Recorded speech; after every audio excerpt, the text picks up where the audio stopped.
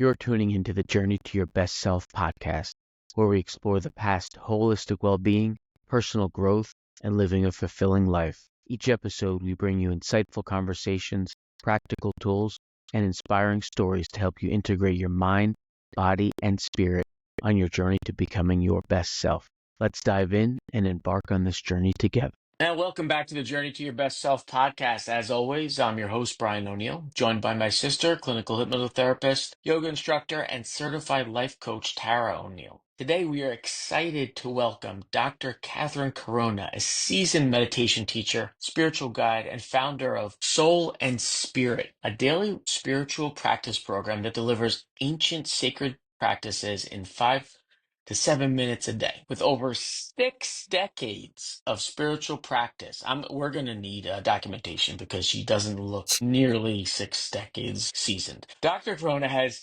studied with some preeminent master teachers of our time and is here to share her wisdom on spiritual healing, the power of sacred practices, and how soul awareness can transcend the limitations of our physical existence. Dr. Corona is also an accomplished speaker, author, and musician in her own right, blending Eastern and Western wisdom traditions to help people find peace, healing, and spiritual fulfillment in today's world. We are thrilled to have her and get a ton of information for our guests, viewing and listening, guidance, and a lot of stuff that you guys are going to be able to apply in your life. So stay tuned. You're going to get a lot of information, mind, body, and spirit out of this episode. Without any further ado, welcome aboard, Dr. Corona. Hi, Brian and Tara. It's great to be here. Thank you for having me. Thank you so much. It's an honor. I'm so excited. I feel the presence of spirit, so I'm even more, excited than normal. So thank you for bringing yourself and that beautiful presence with you. Great. Absolutely. Yeah, my question starts with, we talk about the new program that you have going, right? And one might think that you would have had kind of it all figured out and you just have your old reliable newsletters or practices or things that you've been using year in and year out, but you're still really trying to communicate and innovate and try new things. Is that what drives you, still at this point, and to not be complacent and not just, rehash or reuse, not that the things that you were doing in the past, are outdated or not useful anymore, but what kind of drives you to keep innovating? Well, on the spiritual path, I'm sure you found that it's always new and fresh and changing. And as we continue, as a person expands, especially if they're doing a spiritual practice of whatever type, that's the very nature of it is to expand our consciousness. So as we expand our consciousness, we're traveling new realms, new levels. We're experiencing new energy fields. So it's always new and fresh. And then that feeds back, at least in my experience, and I'm just talking from my experience. Everybody's so different, but it feeds back to a guidance or teaching, right? We all have our own inner teachers. And spirit is the teacher as we travel the path, and it feeds back. What's next? Let's go higher. Let's go deeper. How do we do that? How do I design my life to do that? Where do I go inwardly to do that? What do I bump up against my limiting beliefs? Do I bump up against doubt? Do I bump up against fear or concern? And if I do, then how do I use whatever I've mastered, whatever tools I've mastered to open those gates, pull them aside, and go even farther? So it's always innovating me. And then whatever I can share, if I'm called to share it, then I'm happy to share it. I mean, certainly I'm where I'm at from teachers, from people that have shared, or I've bumped into people every day. I think I bump into somebody. I learned something from somebody. And I'm always bumping into that. And then people share it. I share it. You guys share it. It's pretty exciting. Excellent. Yeah. Absolutely. And we were just talking about, I think this is such an interesting experience that I'm seeing of younger people being so fresh and open and curious and looking for something beyond their day-to-day lives, beyond what the track might be for them, however their track has been laid out for them, whether it's a parent or society's track. And now I just see it over and over again, young people going, well, what else? What more can I do? What's in here? Really asking the questions about who they are, and not just who they are psychologically, because that's one journey in and of itself, but who they are as a soul and a spirit. Yeah, I mean, to follow up on that reception when you're called to share, have you seen that change, since you started out? Or, can you see trend lines as far as how things are people more open, less open? Does it go in waves? Does it depend on the zeitgeist and what's going on in the country? Can you speak to a little bit about how that's gone throughout your journey? Well, since I've been around for many decades now, and I can look back on how society has changed, it's what we're talking about here today is in the mainstream. It's in the mainstream now. And more and more, I mean, look at yoga. 20 years ago, you didn't see it explode. It's exploding because people gained something very deep, not only physically, but in the practices where they come to at the end of practice, going into a stillness, chanting Om, or whatever tone they chant. This is mainstream now. So you just look, things that you hear in the news, the way people, I mean, I've just been really touched by how people are talking about love like they never had before. That used to be an uncomfortable, what does it mean? Is it romantic? It's uncomfortable. We don't, I grew up in a time in the 60s and 70s where, people weren't hugging each other. Now it's like, oh, I never met you, hug, Yeah, it's changed so much. That's amazing. And it sounds like for the better. Yeah. I think that's all the better. All So the better. okay, I have a question about how do we encourage, and forgive my mainstream jargon of like the indigo children, right? I think that there is this wave of new, souls coming in, and real, like, it's as simple as almost like the you do you culture. It's like that's not just a trend. Like these kids are so accepting of things that, like you said, maybe we wouldn't have been like 40 years ago. And so that isn't even necessarily in the spiritual sense, but a friend was just telling me about, I'm jumping all over the place because I'm so excited, but a friend was telling me about a credit card commercial and how they were using Mercury retrograde and crystals in this mainstream credit card commercial. And I'm like, that's amazing. Like, it's really, it's here, right? It's here. Yeah. So this new age, this new wave of new age is really here. And what's so beautiful about your work is you're bringing in like the lineage of these sacred practices that are thousands of years old, that are really rooted in the divine. So that's so beautiful. Thank you so much. And I definitely want to talk a bit more about that. So this new way, these new generations that often get scapegoat, like they're like the scapegoats, oh, this generation, they're this, that, and the other thing. How could we reframe that and really like actually support them and their soul, their lighter souls, their like ability to be accepting, that they have these open hearts, like want to have embrace their creativity and a soul and heart centered life? How can parents, maybe that older generation that are like, you gotta get a job, you gotta get a 9 to 5, or you gotta have the 401k, like, is there a balance that we can support the creativity even though it's a little bit of a newer, less conservative route, but also have them grounded? So what do you recommend for those that are the parents of those children coming in? For the parents, I think the number one thing is listening. Okay. Just listen.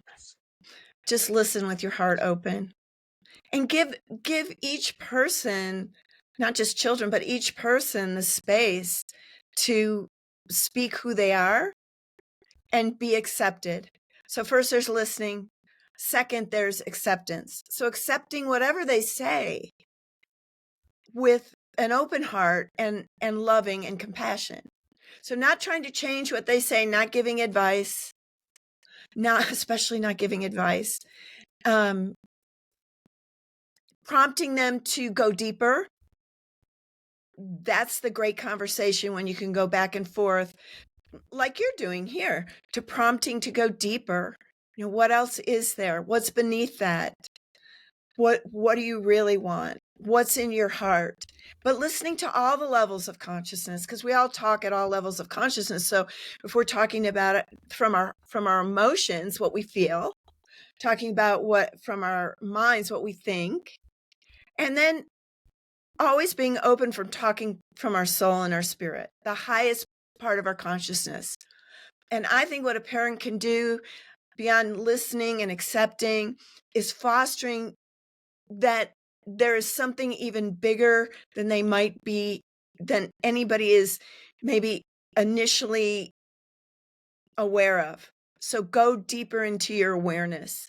And that's where it gets a little tricky, and where a great listener and a great person that great accepts gets tricky, because when you can foster somebody going way higher in consciousness by prompting them to, by listening deeply, by accepting anything they say, then that starts to open this door to a higher consciousness that can then be present with them, so that what's present with each person are all the levels of consciousness: the body, the mind, the emotion, and then the spirit and the soul. I think there are other cultures that do this, maybe better than our American culture necessarily. Sure. Yeah. But in our American culture, if we can, what I see, and it's wonderful, but it is a lot of psychological level of meditation, psychological level of wellness. And my, I always consider people, where else can you go higher? Can you go deeper? What would that be? Don't be scared of it. Yeah. Try Right. it. It's like the meditation that's de-stressing us, which is a great start. And then it's like, okay, but now we're de-stressed. We're in the place where we can receive even higher, and we can connect even higher. And I think that's kind of where we are, like you're saying, is that we're using it physiologically. We have the science to support that. We know that meditation is helpful in a mind and body wellness. But yes, going into the next step would be the spirit, the heart opening. And then just to recap, it's interesting because I do want to talk about the advice thing. So you mentioned advice, right? Because I do think as a parent and or any sort of therapist, counselor, mentor, there is this like, well, I'm not doing anything if I don't give advice, right? If I don't say something, if I don't give them feedback.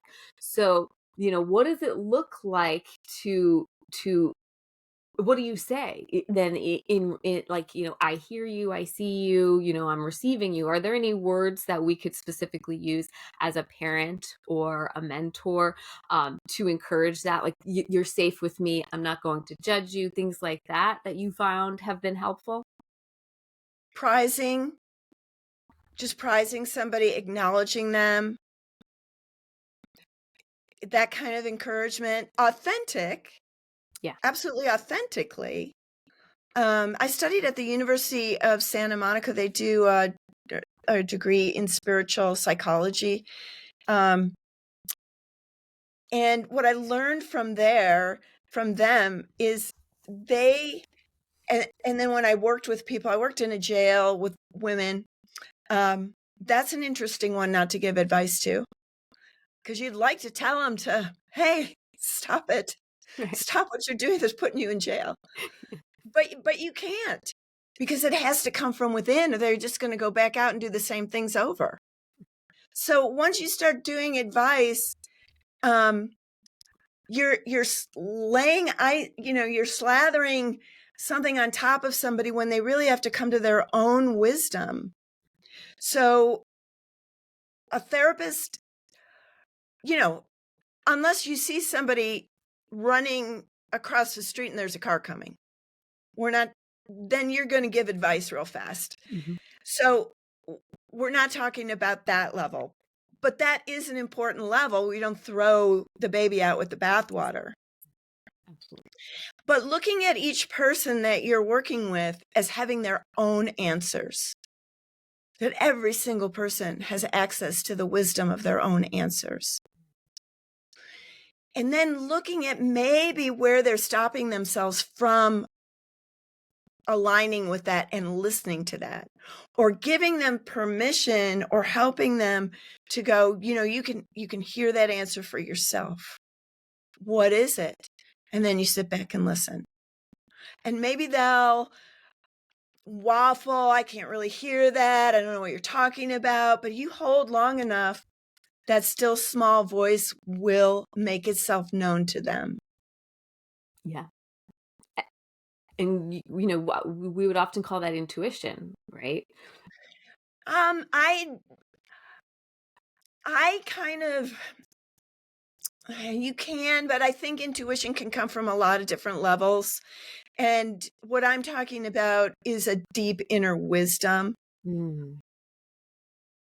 Okay, so It's and I love this because we throw a lot of these words around, and I'm always asking for clarity when we say what does authentic means something different to everyone depending on where their level of consciousness might be. So similarly, intuition, right? People will often say, well, how do I know if it's fear or if it's intuition, right? But I love when you said like waiting for that voice, right? Because usually and let me know your thoughts. It's not going to be the really loud one that's just like, especially at first, right? Because we have a lot. So when we're first finding that inner wisdom, would you say that it's like it's a little more subtle? I find it really subtle, unless I have had one time I was driving. It was a flood. It was like 1,000-year flood where I live in Boulder, Colorado, and I was driving. I had to go bail out a basement, and then I was driving home going up a hill, and you couldn't see. Visibility was like 1.5 feet. And I'm thinking, and I was driving through town and people thought it was a party. There were people, and this was like 11:30 at night. People are out with their umbrellas, and it's just like everybody went to the center of town, all these people. And I'm thinking about that and how fun it was that everybody was out in the rain. And I hear this really loud, "Catherine, wake up." And it was like you and me talking, it was loud. So the loud voice does break through sometimes. It broke through my unconscious reverie at 11:30 at night. And what was going on was I was driving through a river that hadn't been there before. And and it was so bad. Actually, I have a truck and a car. I was driving the truck, thank goodness, but the water had gone actually over the top of the truck, which is pretty high. And I don't even know how it kept driving. I have no idea. But I heard hands on the wheel, open the window in case I had to bail out. I went to get my phone. I heard, "Don't get your phone. Phone is irrelevant." Later that next day, somebody had, I drove through at 11:30. At midnight, they had been washed away and died. And they had a car though, so I was lucky. And then also around that time, sometime in the middle of the night or early morning, another car had flipped, and he had an airspace. That's how much that river. But that voice was loud. So that voice can break through. And mostly it's subtle though. But for your listeners, I wanted to say, when you need that and you've opened that portal to be present with something bigger than yourself, like I don't have to think of everything through my own mind myself. I am open to my soul and spirit breaking through. It will. It will break through when you need it. Yeah, absolutely. Can we segue into the yoga, your particular journey with yoga, but Nada yoga? Nada yoga, a lot of people in the West don't know about Nada yoga. Nada yoga is, my understanding, the very first yoga that there was. as written in the Vedas, and it's the yoga of sound, and specifically more the yoga of the vibrational field of different sounds, so that you can use these sounds, different sounds. I like to use what's called the bija mantras, which are seed mantras in Sanskrit.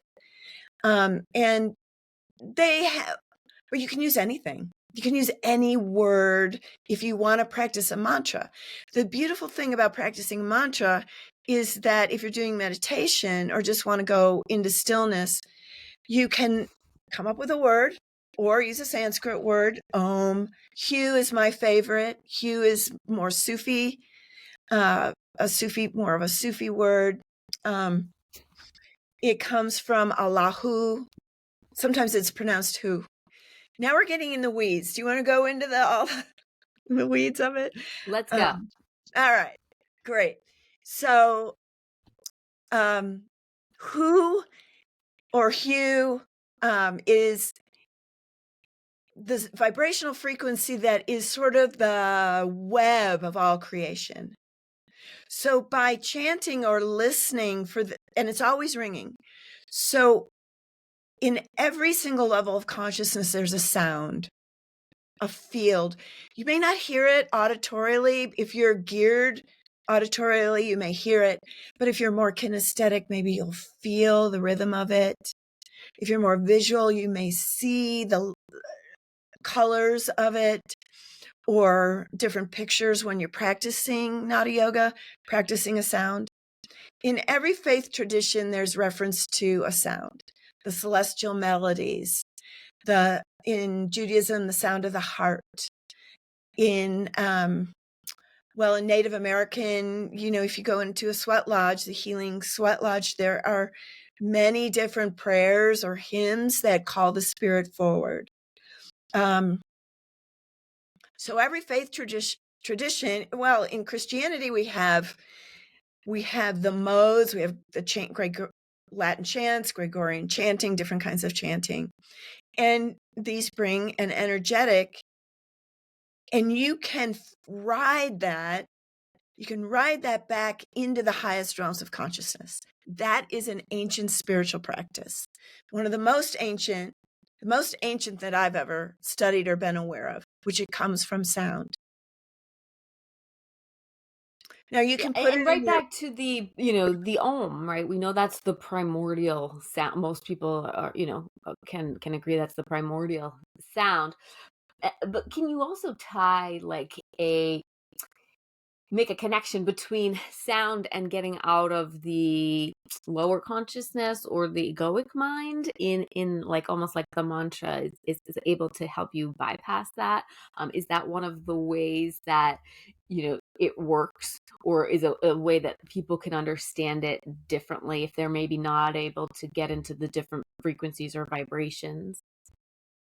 That's exactly the way it works. Okay. And that's how I practice. It's one of my main spiritual practices, is practicing the sound, a sound. I use the hue because that resonates with me, but there are many, and you don't have to use an ancient Sanskrit one, right? Or Om. Some people love Om. And the practice to keep your mind in point is to chant inwardly and then listen. And expand your consciousness, your spiritual ears, your spiritual sight, that inner place, to feel it, hear it, see it, and then let it take you, like you jump in a river and the river takes you. Like you go into a current and let it take you. When the mind comes back, and it will, just go back to the sound and then let it take you. So each level of consciousness.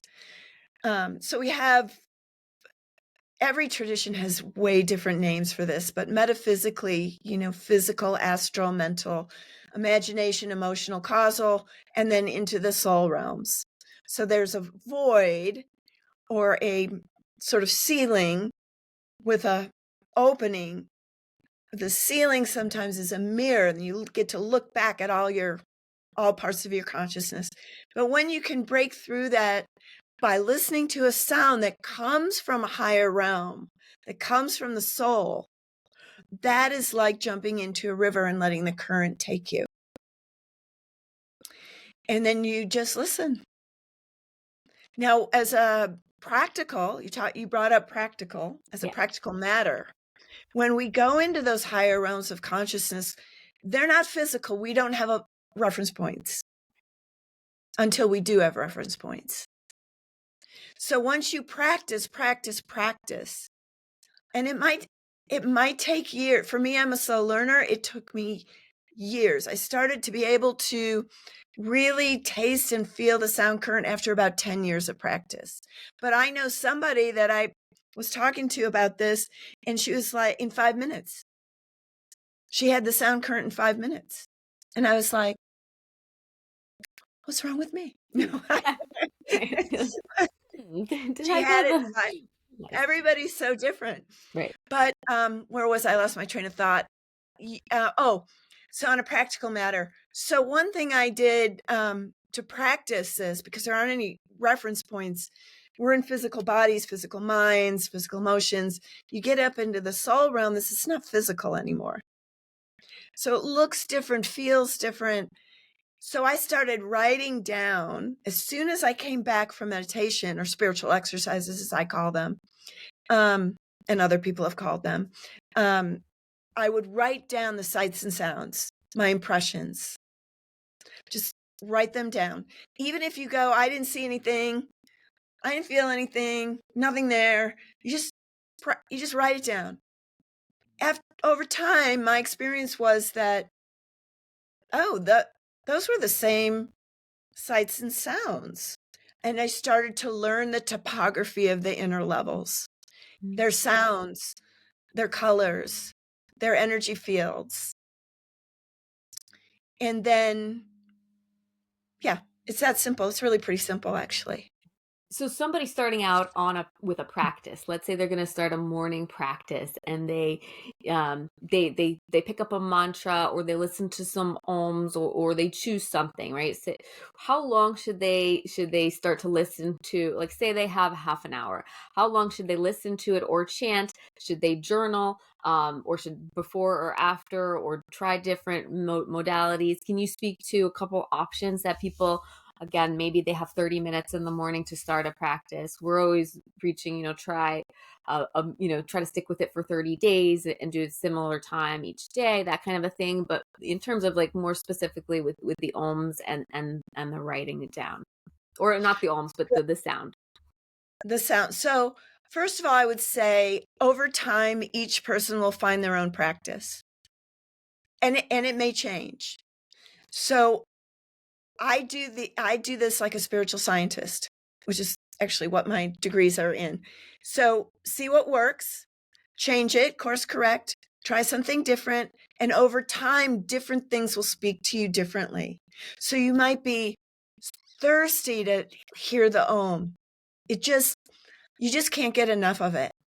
And then 9 months later, it doesn't do much for you. Try something else.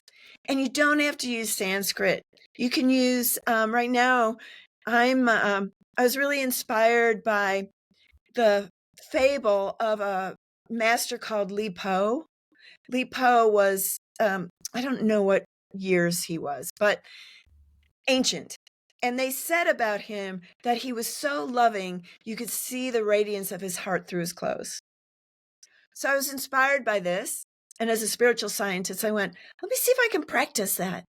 So I'm using the word loving as a action, as a verb, loving. So I'm just using that as a mantra. I don't know where it'll go. I don't know where it'll take me, but I'm just playing with it. That's a beautiful word. Let's try that as a mantra. So what I'll do is I'll write down my intention. What's my intention for my 5 minutes, my half hour? My intention is to be like Li Po, be so loving. My heart is radiant with love. It's just bright. That's my intention. Okay. Then I'll chant that word love or loving. Be quiet and listen. Chant that word love. be quiet and listen until everything's so quiet and still inside. And then I find the rhythm of it. I find the field of energy, of love in this case, and then I ride it. Like, where can it take me? That's my question. Where can it take me? And have the courage to go on that adventure. And then when I come back, I'll write what were the sights and sounds? What were my impressions? How do I feel now? And that's my practicality. My part of my practice is to write it down. And that sort of anchors it and I can kind of articulate within myself the experience. Because again, in these really refined, beautiful levels, we don't always have reference points. So I want to go for the awareness. Awareness to me is a really important part of the spiritual journey. It's not for everyone. Some people can chant a tone, never bring in awareness. It doesn't matter. But it really doesn't matter. You can still travel the highest realms of the spiritual life and not be aware, not bring any of it back, but you're still part of it. So, but I like the awareness. So that's why I do the writing exercise. I would say, don't do this as a torture. If your mind starts going, you didn't do your half hour, fine, stop. I don't impose necessarily a timeline for myself. So one thing I do though in the morning, my morning practice is I don't go into the world until I hit that resonance of the divine presence. So I don't want to be in this world without that. Even though I lose it during the day, even though something comes and I'm disturbed by somebody in traffic or something on the news or whatever is pulling me out of that divine presence, I'm still not going to enter my day. That's just me without that. So that's how I practice, is I wait to hear, see, feel, know that I have transcended the physical limitations into something beyond myself, even if I can't explain it. And then I'm done. I'm still working on holding that. So once a person practices and can play in that field, be in that field, and we all have. Some people say, oh, I've never experienced that. I would say you probably have. Pretty sure you have. You just don't remember it, or you don't define it for yourself that way. But a beautiful fall day with the sun shining through the leaves, and you're transported. The sound of a river or a brook, the snow coming down, all glistening in diamonds, and you go, I'm getting goosebumps now just talking about it. And you go, that just took me way beyond, that just took me into inspiration. They've Yeah, experienced. that is inspirational. Beautiful. One of the things that you've done a great job doing is these are like kind of transcendent, esoteric, and to a certain extent, really just wild kind of topics, right? And you do a great job of and really articulating them in a way that's accessible to people. And you're accepting. You had said a couple times that you don't have to use the Sanskrit necessarily. You use a word. You mentioned love. For someone like me, love would just be a non-starter because it has so many layers to it, and I'm so familiar with the word. It would distract me, I think, from the goal of having it as the word, and I would just prefer a sound or a word that I didn't have a long history with. But it's great that you are offering, alternatives and ways for people to get involved. One of the things that I really love is how there's so much out there. Like you said, it's become a lot more mainstream, this holistic world and spirituality and things like that. But what I really love talking to you about and want to hear about is how you say you can go deeper and higher, right? A lot of times, from anecdotally, just from what I'm seeing and observing, is there's a lot of just like, let's get back to stasis and then we're good. right? Do a little meditation, do some mindfulness, get back to the baseline, and then I'll go back into the track. Then I'll go back into the world that many others are in. And it's exciting to hear someone talk about taking it to another level. You said it took 10 years as part of one journey. Can you give a little behind the curtain, like what's at that rainbow? What can we expect to find? It's probably different for everyone, but what are we reaching for, striving for? What can we expect to find when we arrive? Well, the great paradox is that I'm sure you've heard, or some of you have heard. The paradox is a person wanting enlightenment, and when they get enlightenment, they know they were always enlightened. The okay, I'm just trying to think about how. I'm glad you want to go there. That's great. So it is great. In my experience, when I am traveling the inner levels, I like to go to the edge of creation. When you listen to the sound, everything's created out of sound. Everything is created out of sound, out of vibration, right? Scientists tell us this. If you follow the sound current, not a yoga, if you follow the sound current, it will take you to the edge of creation. It will take you there, where there is no more form, it's formless. Where there's no more being, it's all beings. Where there's no more breath, it's presence, it's complete presence.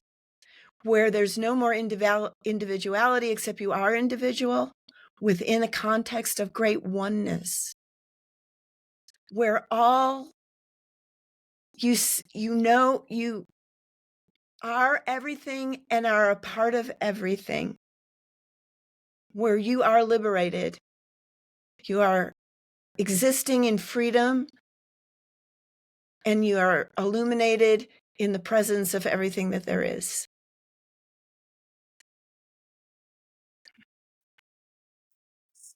I'm just kind of soaking Yes, in that we're vibe. incubating. We're incubating that. We're soaking that in. Wow, that's beautiful. So, all right, well, you have 20 minutes to tell us how to get there. so, We so start now. start now. We can get it by the end of the hour. Yeah. Start right now. I think many people go there in their dreams. Yeah. I think we leave our body, mind, and emotions and this behind, and we go there. We go as high as we go. But it's all, I think there is a spiritual promise that if you set that intention, that's where you want to go, you want that kind of awareness. Sometimes it's called the mystic journey. It's a mystical journey. It's not as rare as you might think. If you look throughout history, we have saints, we have spiritual masters that lived from that place and lived normal lives also, so that we can live a multidimensional life. You can be aware of the high spiritual planes, at the same time cook your dinner and sit down with your family at the same time. You can have That's like And that's the that end of talk about the end of the rainbow. That's like where it's at right there. If you can do that. Tara, you have something? I have a question. well, that it makes me think when you were saying that, I kept thinking of um chop wood, carry water. Is that yes the expression? yeah Right? Because when we think we haven't experienced it, or maybe we haven't experienced it for prolonged periods of time, that it's something outside of ourselves, right? And that we have to get there. And I think that's often a normal part of the journey, right? It's that hero's journey, like venturing off, coming back. And so, now we're back. And so you said a few things that I want to go back to and touch on in that, when you were speaking of like maybe not going out until you felt that presence of spirit or divinity. A lot of times now, people are using the word alignment, which I really like, because sometimes I can compare that. For me personally, I say that I feel like tapped in, and so it's like Mhm. if I get pulled out, like you said, like the traffic's a great example, right? It's like, wait, I was just kind of pulled out, like I gotta and I do like the word alignment, like realign, right? Get back in. And that's the practice. I mean, like, I love how you compare a lot of these religions and spiritual practices and these evolutionary, like, of the consciousness practices, because they're archetypes, right? It is the, okay, coming back to the present moment, coming back to the breath, coming back to the sound. So I think you so beautifully articulated that, that commonality that we all maybe face.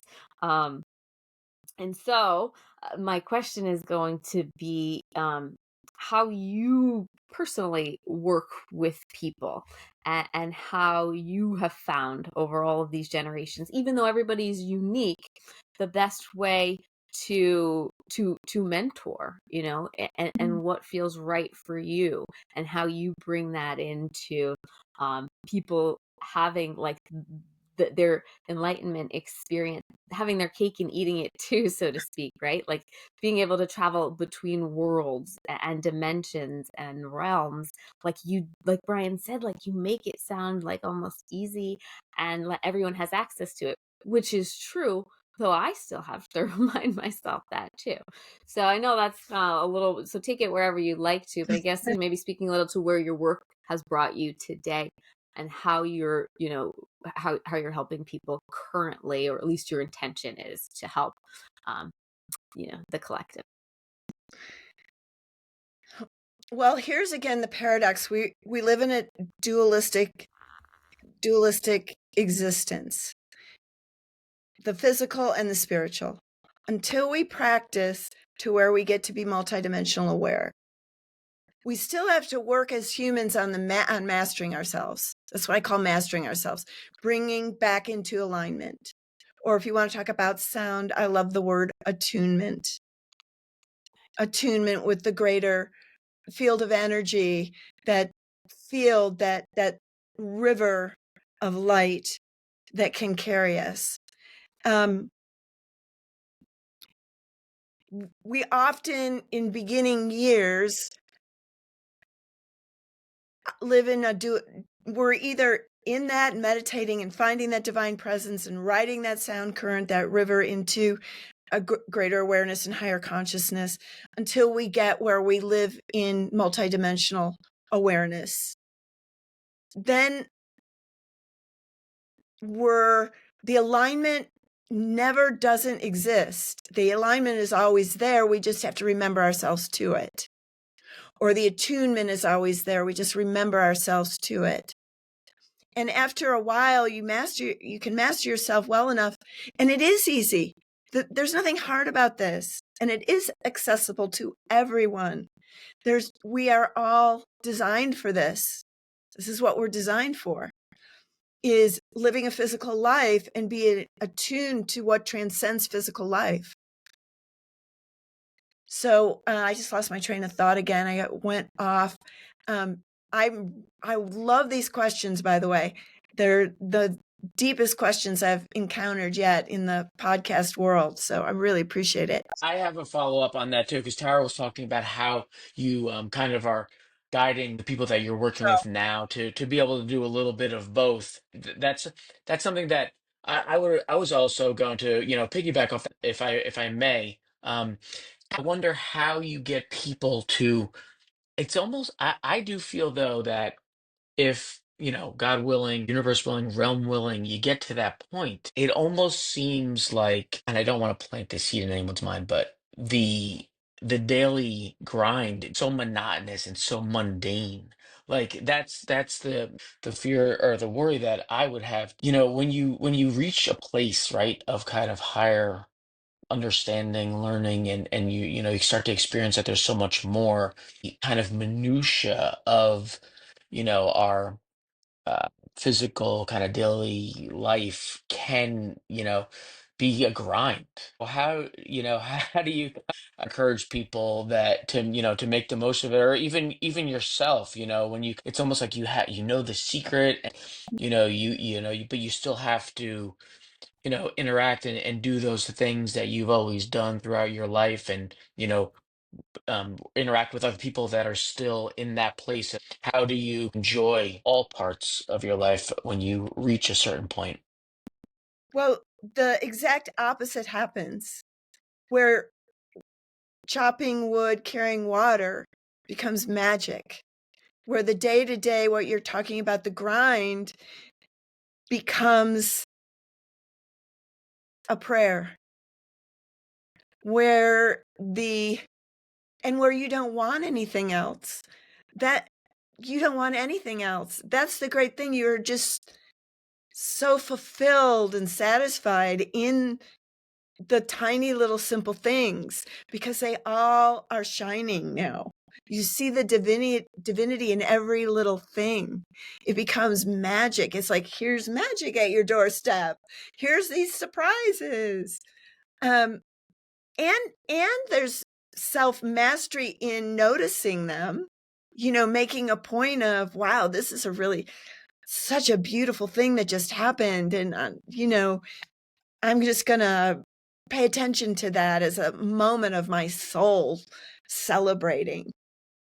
But everything becomes, there's not a grind, because time kind of stops.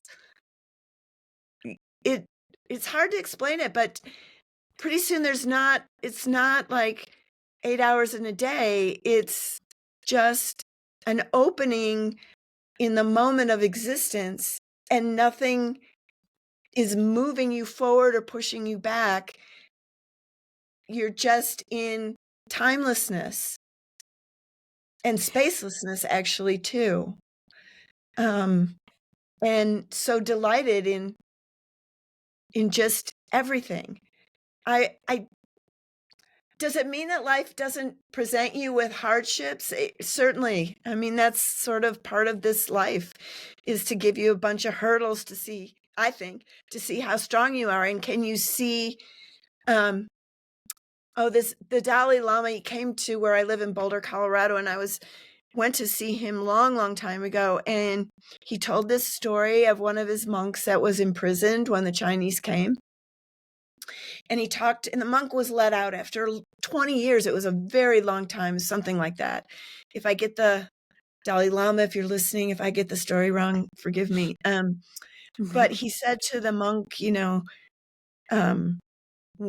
it was a horrible conditions, disease, rats. And the Dalai Lama said to him, weren't you in terrible danger? And the monk said, yes. And Dalai Lama said, of the conditions, and he said, no, of getting angry. That's, Wow. yeah. So we can aspire to that. Yeah, for sure. Yeah, I think, to comment on what Brian is saying, I think of the expression, like, instead of like I have to, we start to shift to like I get to, right? It's like that Mhm. that attitude of gratitude. It's like a step. And it also makes me think of like a near death experience, right? Some people, they'll come back and they'll be like, "Oh, I just want to go there." And then to me, I think of it as like, well, that's the integration process, right? It's like bringing heaven to earth. It's like that Mhm. can be here now, like all the time. But again, it's like the practice of it, right? We're human. That's part of the purpose. And so to me, it's like if you can enjoy the journey and not like reach too far, but like know that it's kind of on its way. At least that's what I'm gathering. That's my interpretation of what you've said and what you're saying. Well, I would just add, why not reach really far? Yeah, I love that. Reach as far as you can ever imagine, and then go beyond that, because Yeah, it's way beyond what we can imagine. yeah, Reach for that. Maybe you'll get there, maybe you won't, and maybe the journey will be even harder if you reach for that, but reach for it. yeah, absolutely. You have a lot to share if you do. This is where we become really able to contribute. Really able to contribute. Not because we do anything, but because we are what we're reaching for, and we begin to start to know it. And then we hold the presence. And just in that energy field of the presence that we hold is a great contribution. And the opportunities to serve by something to do will come each person's way, and you'll know it. You'll know what you're called to do if you are called to do. For some reason, I'm called to talk to people now for the first time in my life. And I'm finding I can talk to people. I never knew that. I was not a big talker ever in my life. Now it's like, talk, you've got something to share, talk about it. And things change that way in terms of what we share and how we serve and how we contribute. So yeah, go as far as you can. Visualize it. See what you think it is to be a saint, to be an enlightened being, and go, I want that. That's where I'm going. And I don't know how I'll get there, but I know that spirit, because I've asked for it, will lead me there. Mm.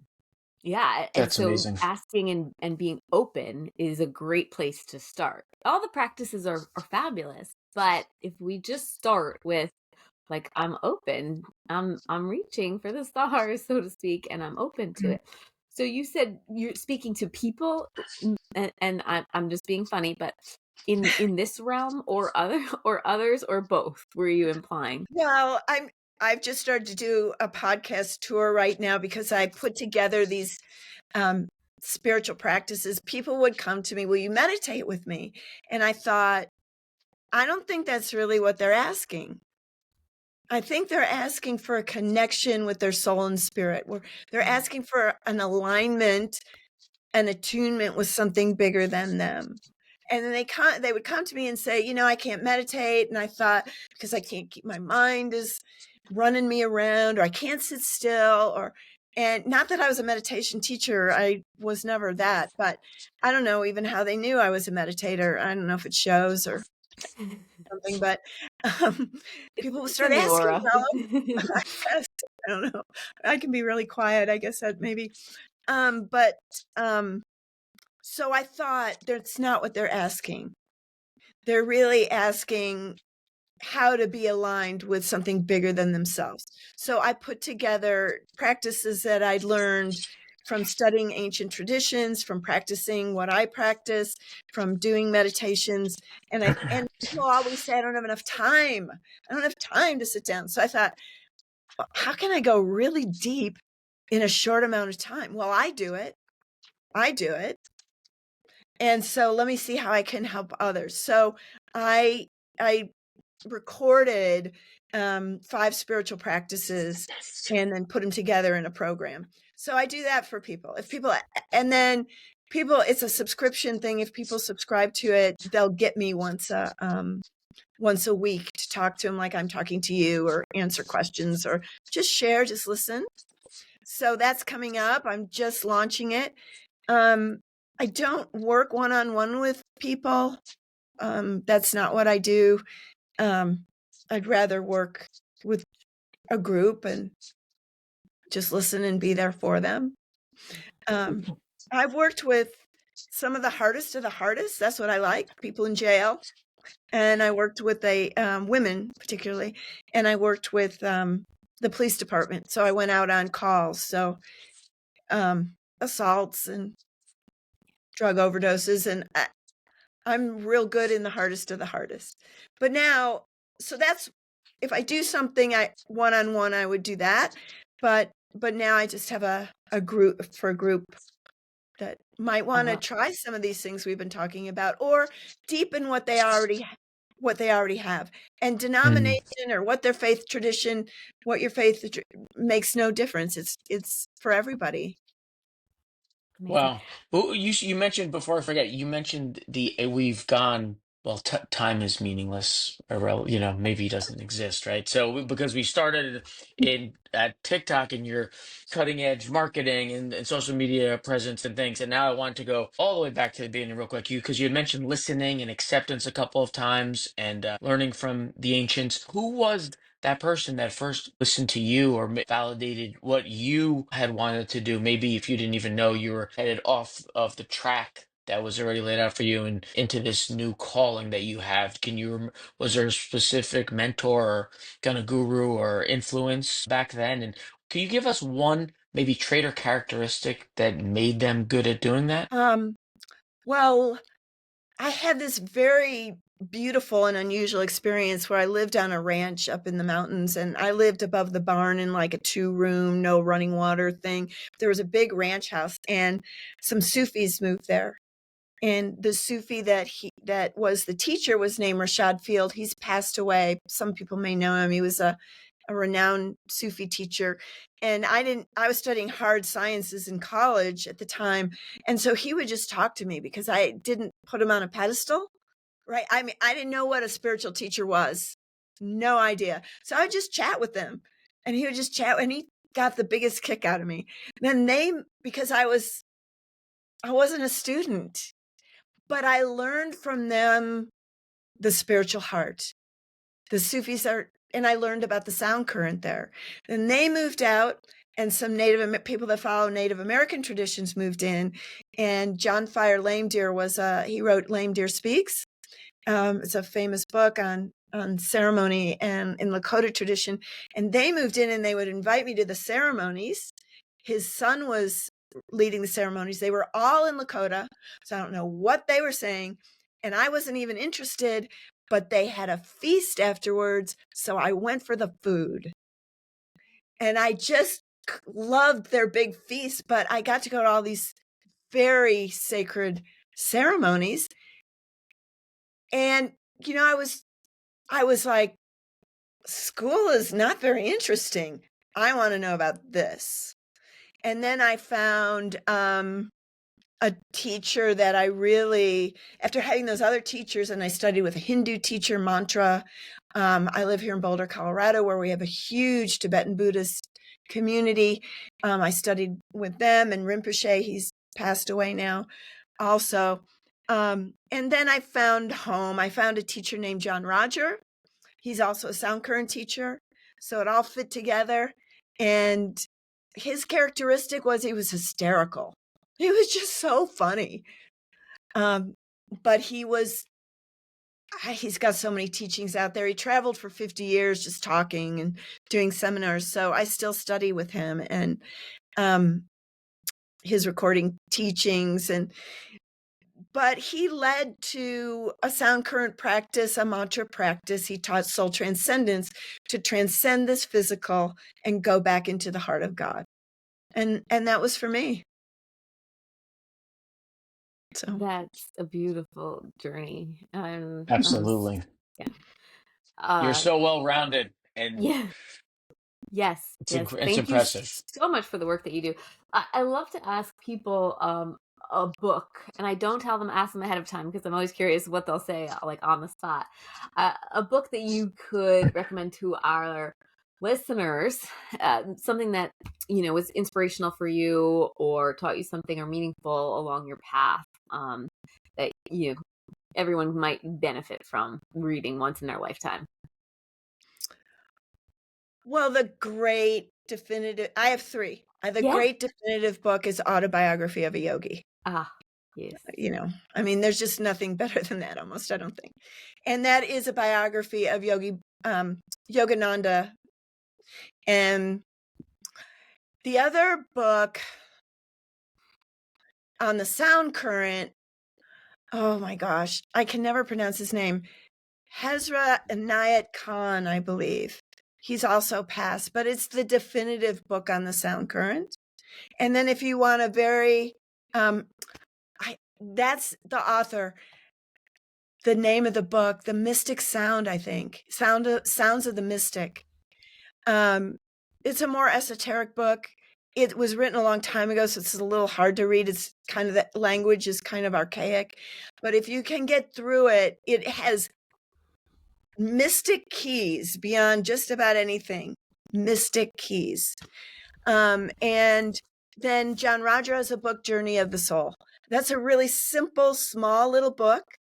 You can actually go to their website, msi.org, and you can get it for free. I think you can download it or they'll send it to you. The organization. that kind of supports his teachings, Journey of a Soul. And that is just gives the whole, it really gives the journey of the soul beyond this physical existence, but also the practicality of this physical existence. And it's a short little book. It's a beautiful book to read too. I love that. Thank you so much for the work that you do and Absolutely. everything. So before we sign off, please let our listeners and viewers how they can find you online and a little preview of what they can expect when they get there. Well, if you go to soulandspirit.net and kind of cruise through, that's my website. And there's a complimentary daily quote from I curated from some of my favorite spiritual masters throughout history, just some of their teachings. So if you'd like to get a quote every day, you could go there and just put your details in there, your email, and get that. And if you like the idea of doing 5 to 7 minutes of spiritual practices, I have a subscription program where you're delivered those 5. You get an invocation, a teaching from one of the spiritual masters, not duplicated in what I just told you about another one, and an affirmation to kind of work your mind and emotional levels in that direction, and a chant. So I have been a chant artist, and I composed the music, had it arranged, and I have one of the ancient chants. So that can just transport you into the sound current, and then a guided meditation with some stillness, some quiet, so the person can go and listen themselves. And it's just 5 to 7 minutes a day. I made it simple, but the depth that we could go together in those. Yeah, I love when you said earlier, like, if you can do it that quick, like anyone can do it. Like I love that attitude of, we don't have to necessarily, nothing against it, but sit in meditation for 2 or 3 hours just to connect, right? That, that we can have these beautiful experiences and integrations that are accessible for our modern world. So it's been an absolute pleasure and honor to be in your presence and to hear your wisdom, and I'm so grateful for all the work that you're doing and have done. I'm just a student. I'm just a student. That's it. I'm just And learning a here with humble everybody one. else. Right. No, absolutely. Absolutely. Yeah. Okay. Thank you so much. And everyone, get on that 5 to 7 minutes. Simple yet profound. Be consistent. Daily practices. Got some history in there. Got some very accessible stuff in there. It's really gonna definitely change your experience from mind, body, spirit. That's really a way to get started. And a lot of us are maybe a little hesitant to step over into that world, but Dr. Corona's really set it up nicely for you. So thank you again for joining us. Stay in touch. We'd love to do it again. That'd be great. You guys are the best. Thank you. I loved it. Thank you so much for joining us on this episode of the Journey to Your Best Self podcast. We appreciate you being part of this community. For more resources, insights, and ways to connect, head over to youroneself.com. Don't forget to like, subscribe, and follow us on YouTube, Instagram, and wherever you listen to your favorite podcasts, including Apple, Spotify, and Overcast. Your support means the world to us. Until next time, keep aligning your mind, body, and spirit, and peace, love, and self-discovery.